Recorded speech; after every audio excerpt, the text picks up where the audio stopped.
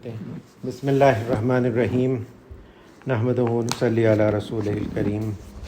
اللہ تعالیٰ کا شکر جتنا بھی کیا جائے کم ہے کہ یہ لمحات زندگی جو عنایت فرما دی اللہ تعالیٰ نے کہ بیٹھ جائیں، اللہ تعالیٰ کی طرف متوجہ ہو جائیں، اور یہ بیٹھنا بھی انشاءاللہ مبارک ہے، کیونکہ نیت یہی ہے کہ بھئی ہم بہتر مسلمان ہو جائیں، اللہ کی رضا خوشنودی حاصل ہو جائے۔ تو جتنا شکر ادا کیا جائے اس پہ کم ہے۔ اور زندگی تو سب کی گزر رہی ہے اور گزرے گی، اچھے برے حالات، خوشی غمی، تکلیف، سکھ دکھ سب چل رہا ہے، اور اس میں یہی امتحان ہے کہ کون راضی رہتا ہے اللہ کی رضا پر اور صبر شکر اللہ تعالیٰ کی طرف رجوع کر کے زندگی گزار دیتا ہے۔ تو یہ چیز جو ہے نا، یہی چیز حاصل کرنے کی ہے۔ یہ جو ایک کانسیپٹ ہمارے یہاں آ گیا ہے بدقسمتی سے، غلط جو لوگوں میں پروموٹ کیا گیا کہ بھئی دیندار ہو جاؤ گے تو تمہاری مصیبتیں ختم ہو جائیں گی، تمہاری بیماری ختم ہو جائے گی، تمہاری دکھ تکلیف ختم ہو جائیں گے۔ تو یہ جو ہے نا اوورآل ایک مسکنسیپشن ہے اور ایک غلط تصور ہے۔ ختم نہیں ہوں گی بلکہ برداشت کر لو گے اللہ کی رضا کے لیے، اللہ کی مسئلے، اللہ تعالیٰ حاکم ہے حکیم ہے، یہ سوچ کے آسان ہو جائے گا۔ ادھر سے کھلوا دو۔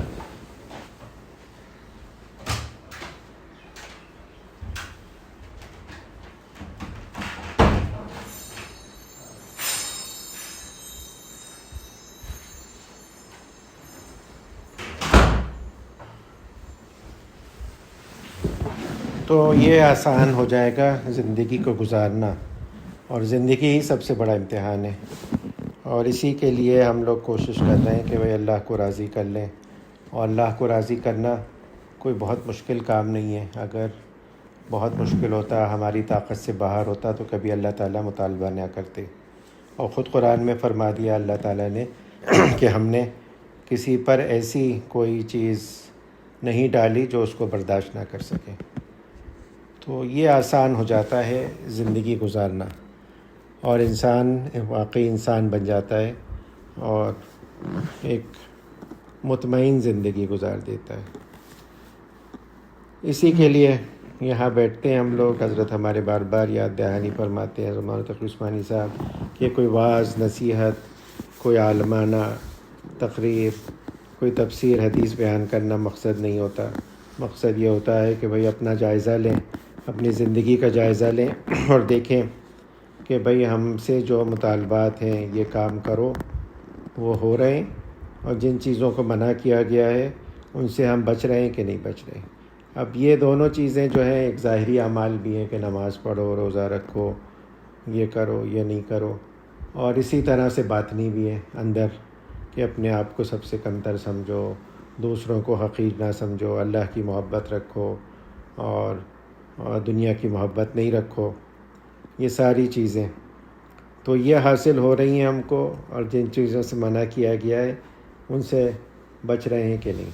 اور یہ جو باطنی چیزیں ہیں یہ زیادہ امپورٹنٹ ہے، کیونکہ اگر یہ نہ ہو آدمی میں تو ظاہر کا عمل بھی خراب ہو جاتا ہے۔ آدمی نماز پڑھ رہا ہے لیکن اللہ کی محبت نہیں ہے، شوق ذوق نہیں ہے، تو ویسے ہی بے دھیانی سے خشوع و خضوع کے بغیر پڑھ لیتا ہے اور وقت بے وقت پڑھ لیتا ہے۔ لیکن اللہ کی محبت آ جائے، خشوع و خضوع پیدا ہو جائے، تو یہی نماز جو ہے وہ اس کی معراج المومنین بن جاتی ہے۔ تو یہ باطنی اعمال جو ہے ان کا اہتمام، جو ہم لوگ آج کل کہتے ہیں بھئی اصلاح اصلاح، اصلاح تو ہر چیز کی ہے، عقائد کی بھی ہے، اعمال کی بھی ہے، اور معاشرت کی بھی ہے، معاملات کی بھی ہے۔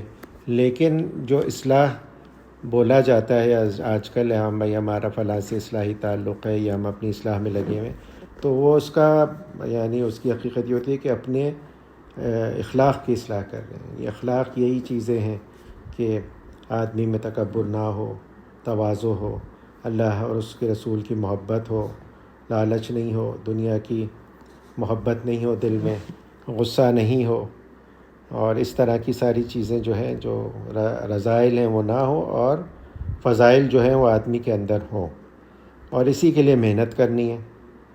اور یہ ہے محنت اللہ تعالیٰ کی، یہی امتحان ہے سب سے بڑا. اور جب تک یہ نہیں رذائل دور ہوتے، فضائل آتے نہیں، اور فضائل آتے نہیں، اخلاص اور صدق یہ ساری چیزیں پیدا نہیں ہوتی. وزن میں اعمال نہیں پیدا ہوتا.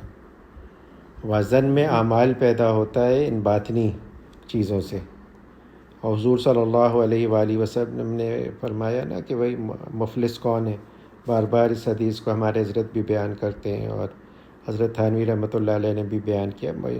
اور مفہوم حدیث کا یہ کہ حضور صلی اللہ علیہ وآلہ وسلم نے فرمایا کہ بھائی میری امت کا مفلس وہ ہے جو قیامت کے دن بہت اعمال لے کر آئے. ظاہری اعمال بہت ہیں، لیکن باطنی خرابیوں کی وجہ سے لوگوں کو تکلیف دی، لوگوں کے حقوق مارے، لالچ تھی، اس کھا گیا، پیسے کھا گیا لے کے، ان کا حق نہیں دیا، اور گالی گلوچ کی، غصہ کیا، کیا کیا کیا. تو قیامت کے دن اس کے سارے اعمال اچھے لے کے ان لوگوں کو دے دیے جائیں گے جن کے اس نے حق مارا، اور جب وہ بھی نہیں پورا ہوگا تو ان لوگوں کے گناہ اس کو دے دیے جائیں گے. تو بڑی ڈرنے کی بات ہے. آپ کو بار بار زحمت ہو رہی ہے. تو وہ اور جو حدیث ہمارے حضرت بیان فرماتے ہیں، اور ایک عجیب خشیت کی کیفیت طاری ہو جاتی ہے ان پر کہ روزے جو قیام دوزخ دھوکائی جائے گی، کن لوگوں سے دھوکائی جائے گی؟ کوئی شرابی نہیں ہوگا، کوئی زانی نہیں ہوگا، کوئی اور نہیں ہوگا، کافر نہیں ہوگا.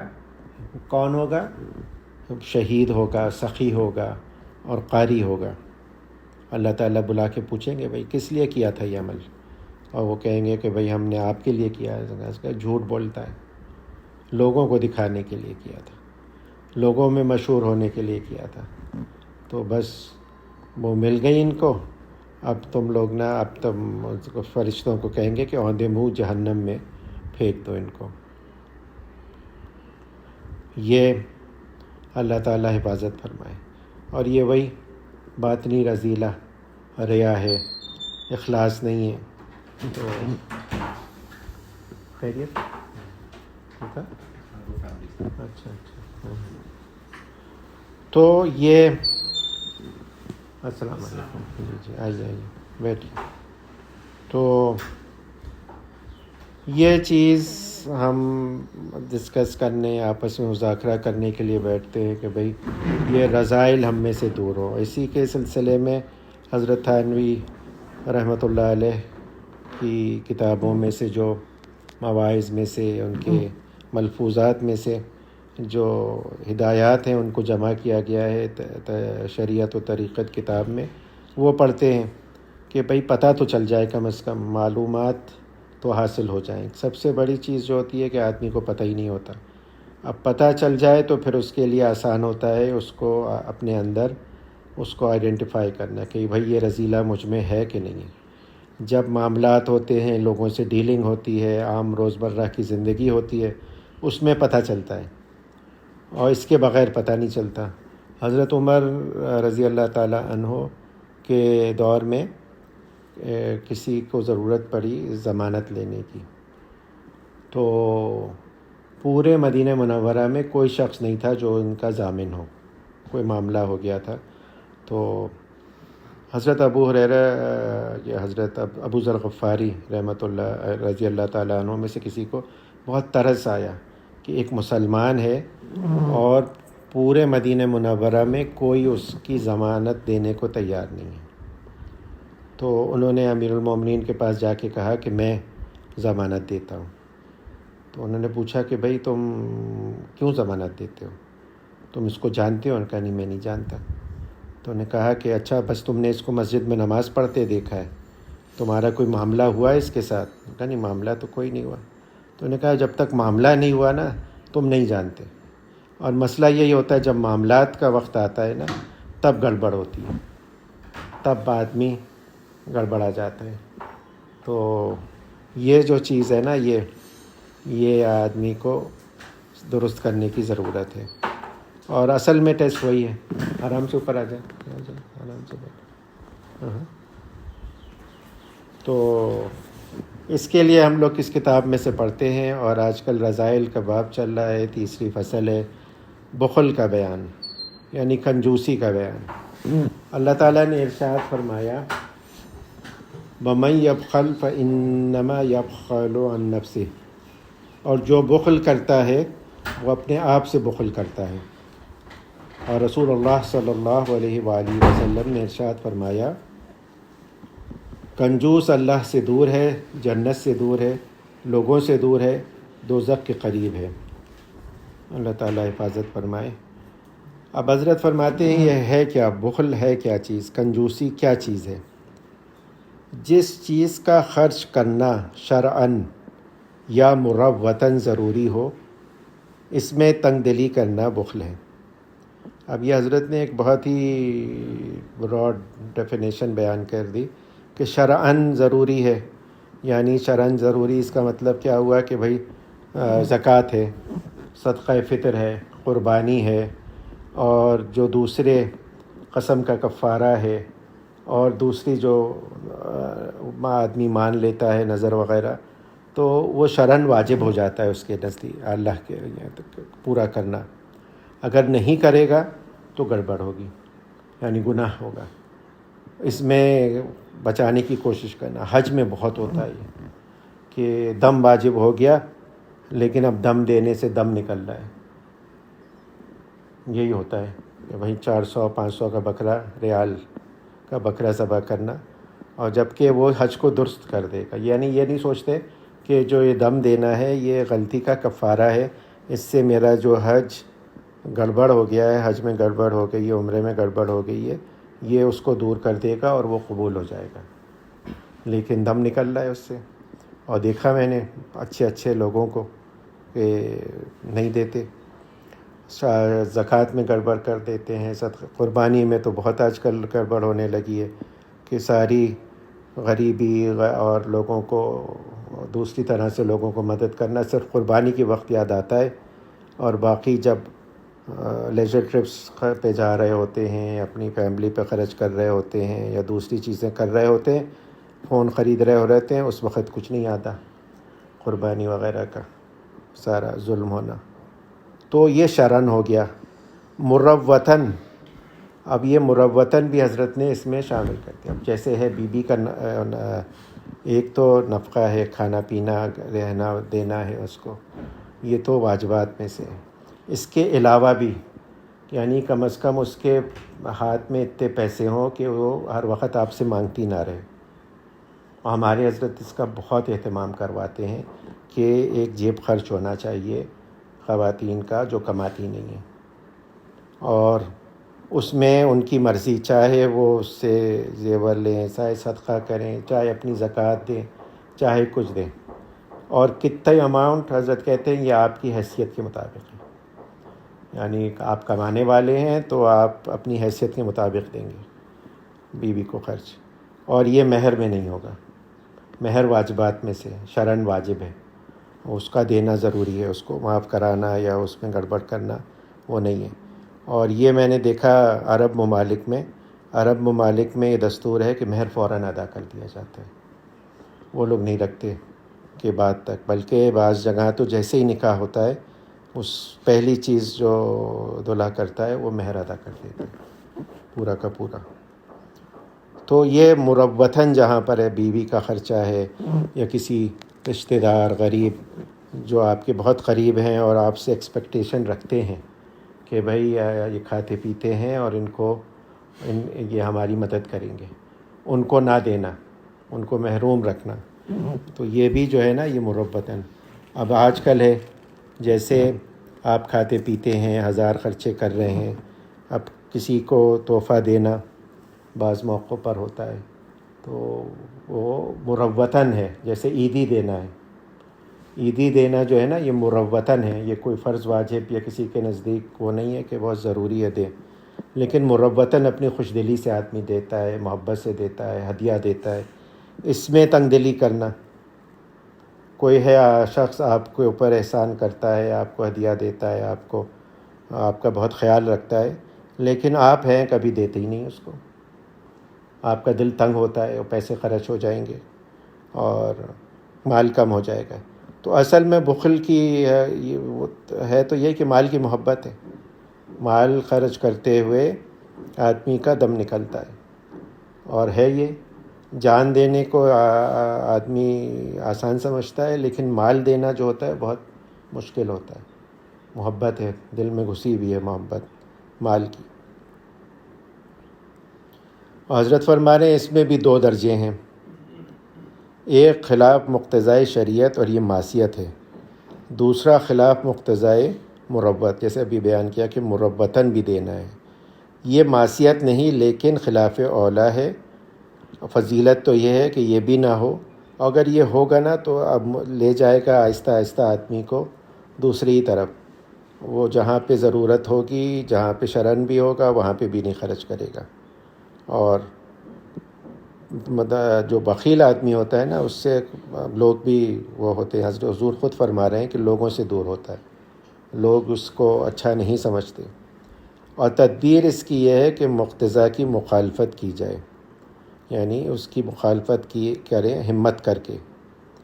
لیکن اگر ہمت نہ ہو تو کوئی فکر کی بات نہیں، اور اگر باوجود استطاعت کے اس پر عمل کیا تو بعض کے نزدیک یہ بھی بخل ہے.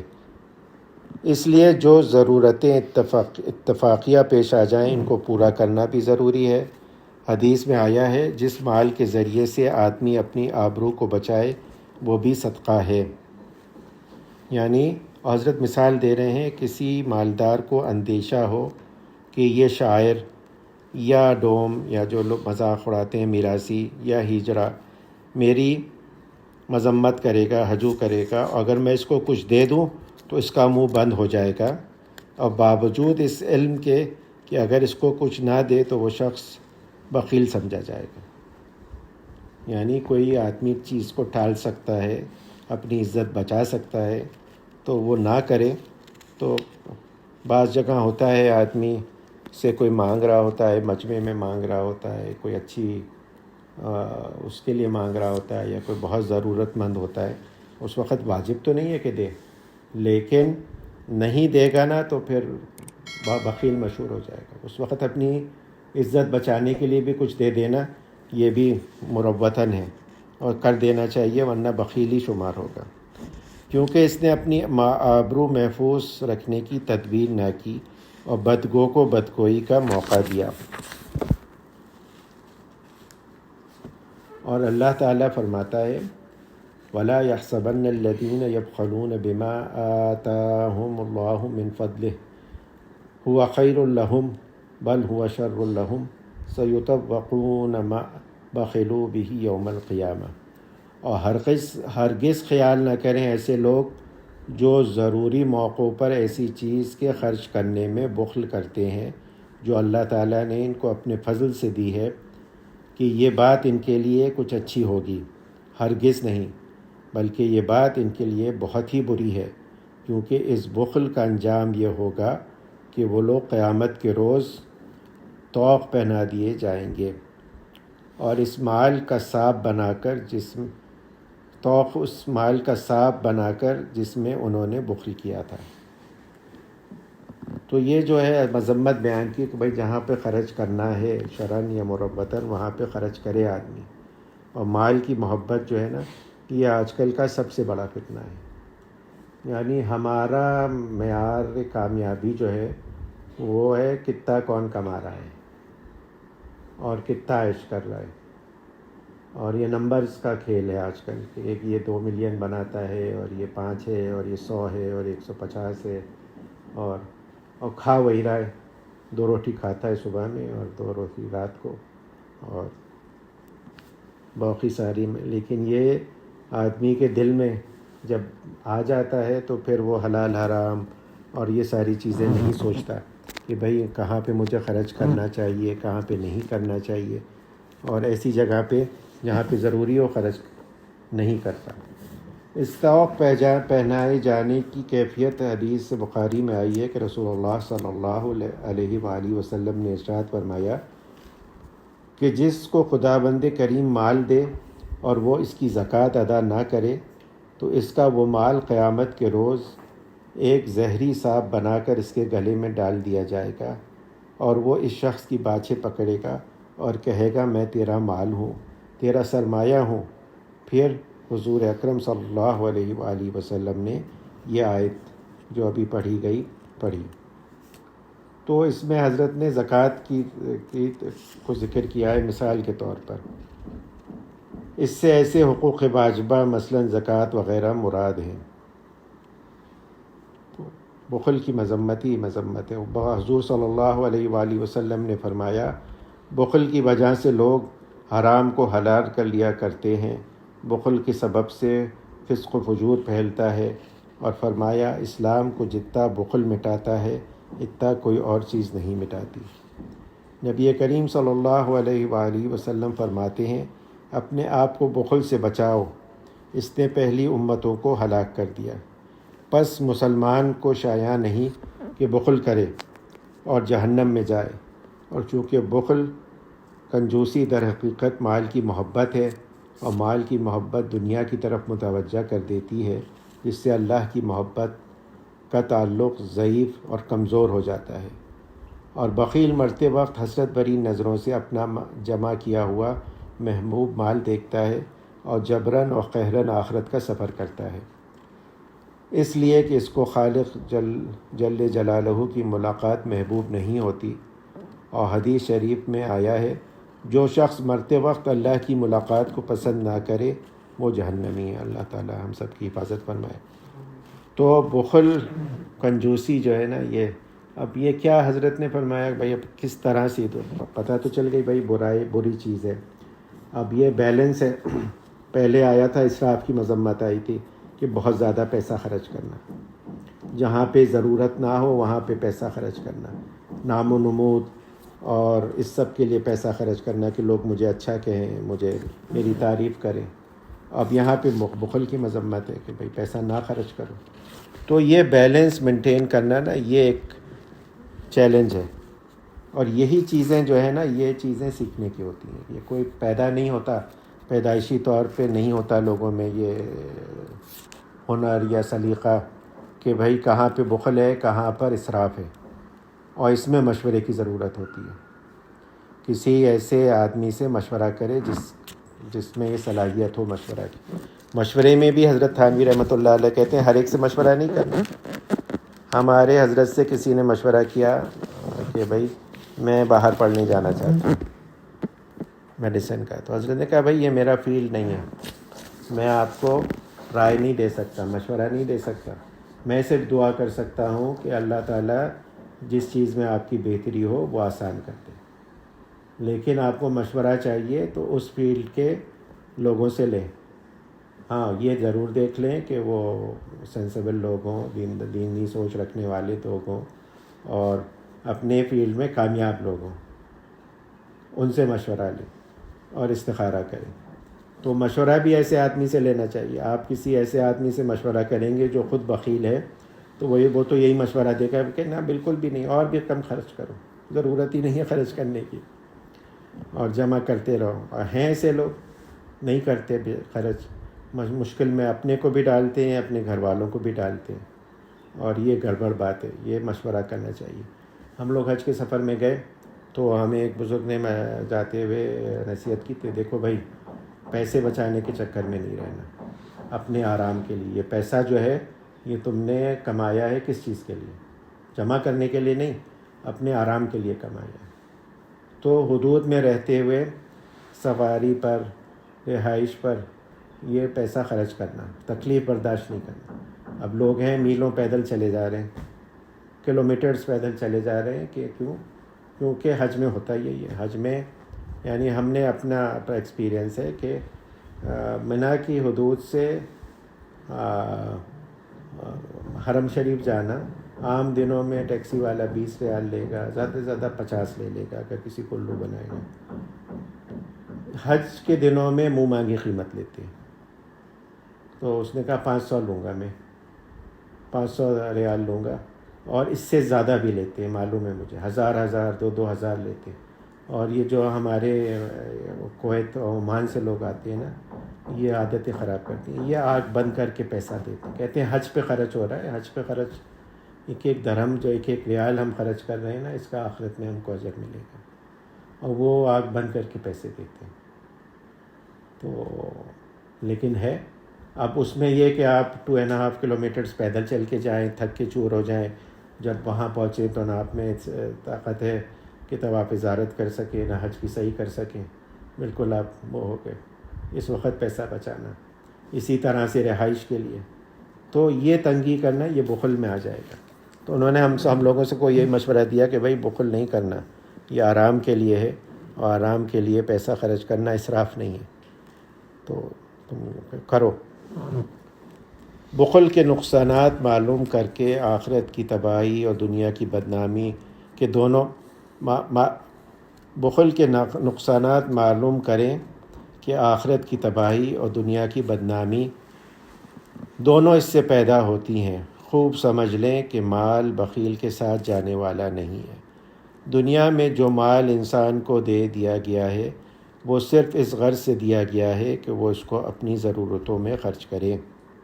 اب یہ بات سمجھ میں آ جانا کہ مال جو ہے وہ کسی مقصد کے لیے ہے، صرف اس لیے نہیں کہ جمع کر کے خوش ہوتے رہیں کہ میرا بینک بیلنس اتنا ہے، اور میرا بینک بیلنس اتنا ہو گیا، اور مزید اتنا ہو گیا، تو کیونکہ آدمی خرچ تو وہی کرے گا۔ اور بعض لوگ یہ سوچتے رہتے ہیں، ڈرتے رہتے ہیں کہ کوئی مصیبت آ جائے گی، کوئی ہارڈ شپ ہو جائے گی، میری نوکری ختم ہو جائے گی، کوئی بیمار ہو جائے گا، اور مجھے پھر پیسے کی ضرورت ہوگی۔ ایک حد تک تو ٹھیک ہے بھائی، تھوڑا سا جمع ہو پیسہ، اور ہمارے بزرگ یہی فرماتے تھے کہ بھائی آدمی کے پاس 1 سال تک کا وہ ہونا چاہیے خرچہ، خصوصاً جو نوکری پیشہ بزنس پیشہ لوگ ہیں، کہ 1 سال کا خرچہ ہو، اور تاکہ اگر کچھ گڑبڑ ہو جائے، اگر خدا نخواستہ کوئی تکلیف آتی ہے تو کیا ہے کہ لوگ جو ہیں ان کے پاس کروڑوں روپیہ ہوتا ہے، وہ بھی کم پڑ جاتا ہے، علاج کے لیے پورا نہیں پڑتا، مصیبت ایسی آ جاتی ہے اللہ بچائے کہ وہ بھی نہیں پورا ہوتا۔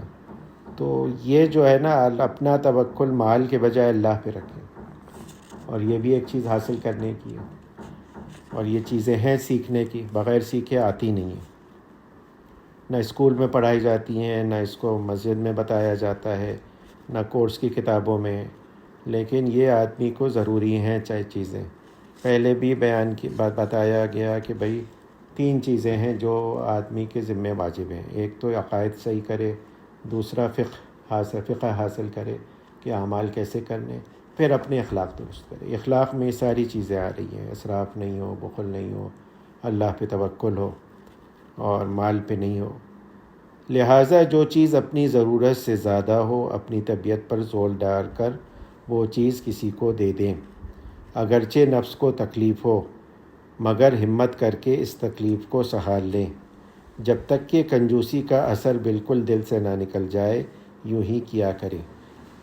اب کیا زبردستی خرچ کرنے کی عادت ڈالیں، اور ہمارے حضرت بھی یہی فرماتے ہیں کہ بھائی ایک فکسڈ اماؤنٹ ہو، 5%، 10% آپ کی انکم کا، جو آپ کار خیر کے لیے رکھیں۔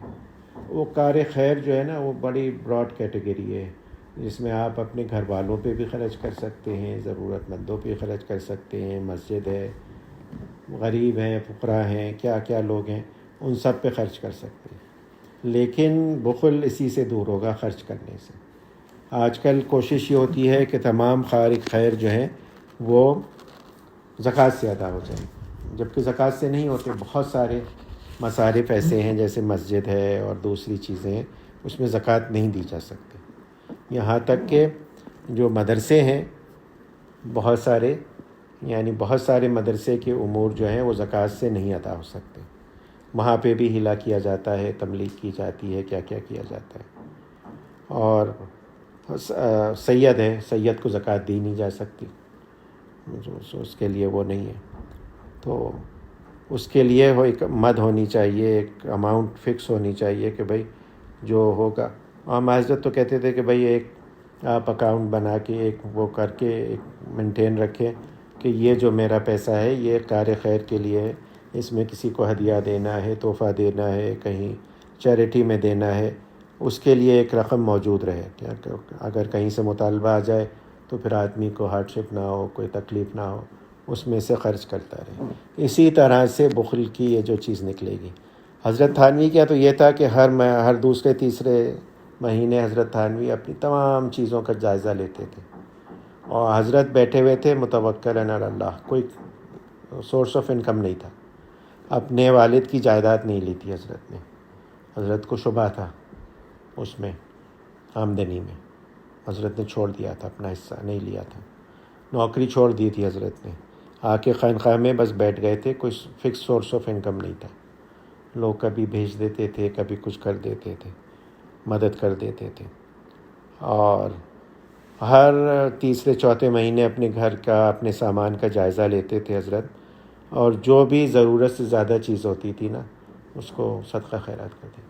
حضرت کہتے تھے اگر کوئی بہت قیمتی چیز ہوتی تھی اور مجھے صدقہ کرتے ہوئے وہ ہوتا تھا تو میں اس کو بیچ دیتا تھا، اور اس کے پیسے کسی اور چیز میں استعمال کرتا تھا، اور غیر ضروری چیزیں نہیں رکھتا تھا گھر میں. تو یہ بخل کو نکالنے کا ایک طریقہ ہے. اور مال کی محبت دل سے نکالنا، یہی طریقہ ہے بخل کو ختم کرنے کا. اور مال خرچ کرنا، اسی لیے کہا جاتا ہے کہ بھئی ایک وہ کر لو کہ بھئی اس کار خیر میں دیں گے، مسجد میں دیں گے، ایک اماؤنٹ فکس کر کے، تاکہ خرچ کرنے کی عادت پڑے. اور ہمارے بزرگ یہ بھی کراتے ہیں کہ بھئی بچوں میں بھی عادت ڈالی جائے. بچوں کو جو جیب خرچ دیا جاتا ہے، یا بعض دفعہ صدقات خیرات جو کرا جائیں وہ بچوں کے ہاتھوں سے کرا جائیں تاکہ ان کو عادت پڑے. آج کل جو ہے نا بچے پہلے دیکھ دیکھ کے سیکھتے تھے، آج کل دیکھنے کے موقع اتنے نہیں ہیں. جوائنٹ فیملیز نہیں ہیں، انٹرنیشنل فیملیز ہیں، دادا کہیں پر ہیں، نانا کہیں پر ہیں، بچے کہیں پر ہیں، تو وہ دیکھ نہیں رہے جو پہلے چیزیں دیکھتے تھے. پہلے دیکھ دیکھ کے سیکھ لیتے تھے. تو اب بتانے کی ضرورت ہے اسپیسیفکلی بچوں کو بھی، بچوں سے کرانے کی بھی، اور خود بھی. تو اللہ تعالی ہم سب کی حفاظت فرمائے. اور اصل جو آئے گا بعد میں کہ مال کی محبت کس طرح سے دل سے نکالی جائے، تو وہ اب علاج ہے بخل کا. اور بخل سے اللہ تعالی ہم سب کی حفاظت فرمائے. بس دعا کر لیں اللہم صلی علی حبیبک محمد وعلی آل حبیبک محمد کما صلیت علی ابراہیم وعلی آل ابراہیم انک حمید مجید. اللہم بارک علی حبیبک محمد وعلی آل حبیبک محمد کما بارکت علی ابراہیم وعلی آل ابراہیم انک حمید مجید. یا اللہ یا رحمان یا رحیم یا حی یا قیوم یا غیاث المستغیثین یا ماعز المستجیرین یا مجیب دعاء المضطرین یا کاشف المکروب. ہمارے تمام چھوٹے بڑے اگلے پچھلے خفیہ اعلانیہ ظاہری باطنی گناہ اپنے کرم اپنے فضل سے معاف فرما دیجیے یا العالمین. ہم کوئی عذر نہیں کرتے، ہم اپنی نالائقی کا اقرار کرتے ہیں. آپ نے نہیں معاف فرمایا تو کون معاف فرمائے گا. آئندہ کے لیے ہماری حفاظت فرمائیے. ہم اگر خدا خواستہ ہم پھسل جائیں تو فوراً توبہ کی توفیق عنایت فرمائیے. ان لوگوں میں سے نہ کر دیجیے جو دیدہ دلیری نڈر ہو کے گناہ کرتے ہیں، آپ کی بغاوت کرتے ہیں. یا العالمین دین کا صحیح فہم پیدا فرما دیجیے، دین پہ چلنے کی توفیق عنایت فرما دیجیے. ہم کمزور ہیں، ناتوان ہیں، شیطان اور نفس کا غلبہ ہے ہمارے اوپر. ہم آپ کے دین کے راستے پہ چلنا چاہتے ہیں، ہمارے لیے آسان فرما دیجیے یا العالمین. اپنی محبت اپنے حبیب محمد مصطفیٰ صلی اللہ علیہ وآلہ وسلم کی پکی سچی محبت عنایت فرما دیجیے، اور ان محبتوں کو دیگر تمام محبتوں پہ غالب کر دیجیے. آپ سے تمام وہ خیر مانگتے ہیں جو آپ کے حبیب حضرت محمد مصطفیٰ صلی اللہ علیہ وآلہ وسلم نے آپ سے مانگا، اور تمام اس شر سے پناہ مانگتے ہیں جس سے آپ کے حبیب حضرت محمد مصطفیٰ صلی اللہ علیہ وآلہ وسلم نے پناہ مانگی. وانت المستعان وعلیک البلاغ ولا حول ولا قوة الا باللہ یا العالمین یا غیاث المستغیثین. ہمارے گھر والوں، عزیز و قارب، رشتہ دار، والدین، پڑوسی، تمام مسلمانوں کی حفاظت فرمائیے. ہر طرح کے شر، فتنے، فساد، ہر طرح کی چوری چماری، لوگوں کی ایذا رسانی، ہر طرح کی تکلیف دکھ سے ہماری حفاظت فرمائیے. حلال واسع رزق بلا مشقت عنایت فرمائیے. جو بیمار ہیں ان کو شفا عاجلہ کاملہ دائمہ مستمرہ عنایت فرمائیے یا العالمین. جن ان کا انتقال ہو گیا، یا اللہ ان کا مغفرت کاملہ فرمائیے، ہمارے والدین کے، والد صاحب کی اور دیگر مرحومین کی مغفرت کاملہ فرمائیے، یا عالمین مسلمانوں پہ رحم و کرم فضل فرمائیے، جہاں جہاں مظلوم ہیں ان کی مدد و نصرت فرمائیے، کشمیر میں، برما میں، ہندوستان، فلسطین، شام اور دیگر تمام جگہوں پہ۔ اللہم اغفر لامت محمد صلی اللہ علیہ وآلہ وسلم، اللہم فرج عن امت محمد صلی اللہ علیہ وآلہ وسلم، اللہم ارحم امت محمد صلی اللہ علیہ وآلہ وسلم۔ یا العالمین جو مانگا وہ عنایت کر دیجئے، جو نہیں مانگ سکے، ہم یاد نہیں آیا، ہمارے لیے بہتر ہے، وہ بھی اپنے کرم اپنے فضل سے عنایت فرما دیجیے، اور سب سے بڑھ کر یہ کہ ہم سب کو اپنے اولیاء میں شامل فرما لیجیے۔ وصلی اللہ تعالیٰ علی خیر خلقی ونور عرشی حضرت محمد وآلہ وصحبہ اجمعین برحمتک یا ارحم الراحمین۔ اگلے ہفتے مجلس نہیں ہوگی، کچھ مصروفیت ہے۔